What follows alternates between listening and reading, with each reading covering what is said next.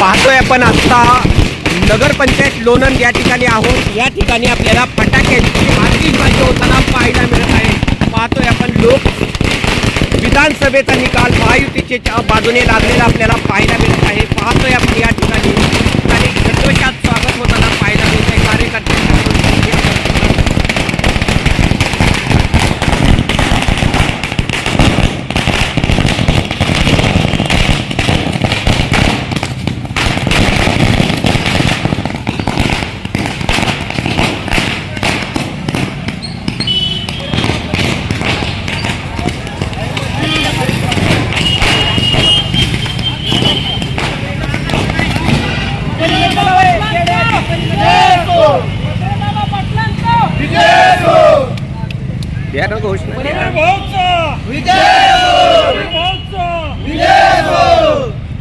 या ठिकाणी कार्यकर्ते आहेत, विजयाचा जल्लोष साजरा करताना आपल्याला पाहायला मिळत आहे। आता आपण लोणंद या ठिकाणी नगरपंचायतीच्या कार्यालयासमोर उपस्थित आहोत। या ठिकाणी कार्यकर्त्यांनी मोठ्या जल्लोषात फटाके वाजवत आनंद साजरा करताना पाहायला मिळत आहेत। आपण कार्यकर्त्यांशी चर्चा करणार आहोत। काय वाटतं, कुणाचा विजय झालेला आहे आणि कशामुळे झालेला आहे, काय वाटतं? खऱ्या अर्थानं आज हा आनंदाचा क्षण आहे आणि महायुतीचे आपले उमेदवार सन्माननीय मकरंद पाटील साहेब यांचा हा विजयाचा चौकार आहे।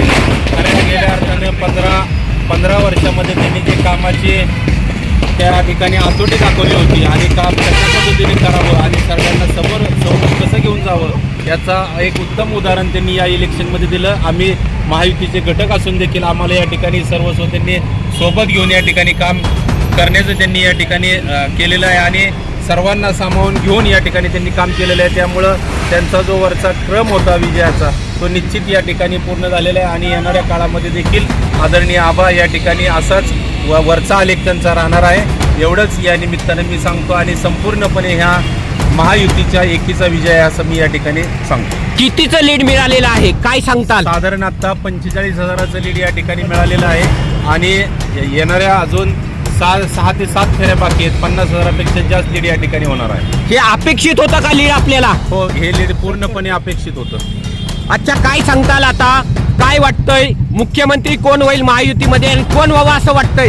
मुख्यमंत्री हा महायुतीचा असेल आणि मुख्यमंत्री कोण व्हावं हे ठरवण्याला महायुतीचे आमचे मोठे नेते या ठिकाणी समक्ष आहेत। म्हणजे अजितदादांनी घेतलेला निर्णय हा योग्य होता का? होता, योग्यच होता। अच्छा, काय इशारा, काय संदेश द्याल जे अजितदादांच्या विरोधात बोलत होते त्यांना?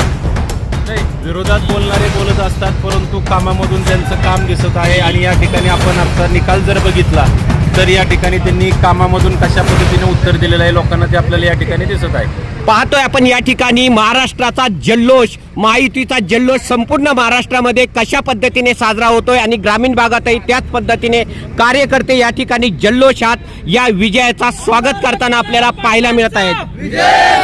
आमदार मकरंद पाटलांचा विजय असो, रविभाऊ यांचा विजय असो।